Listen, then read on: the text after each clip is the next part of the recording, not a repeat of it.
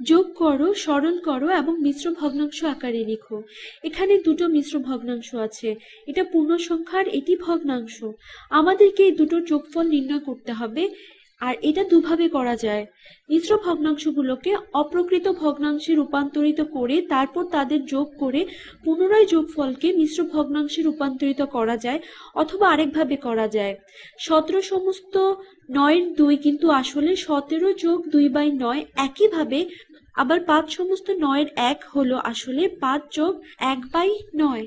তাহলে 17 সমস্ত 9/2 যোগ 5 সমস্ত 1/9 হচ্ছে 17 যোগ 2/9 যোগ 5 যোগ 1/9 এর ঠিক সমান, অর্থাৎ দুটো বক্তব্যই সমান।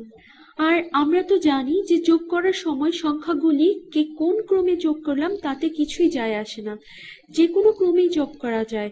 তাহলে এটাকে লেখা যায় 17 যোগ 5 যোগ 2/9 যোগ 1/9, অর্থাৎ 17 যোগ 5 হলো 22, এই অংশ সমান 22।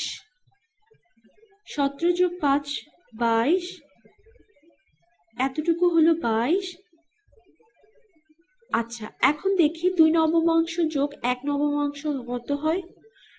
এদের হর যেহেতু সমান তাই যোগফলের হরও তাই, অর্থাৎ 9। লবদের যোগফল 3, আমরা পেলাম 22 যোগ 3 নবমাংশ।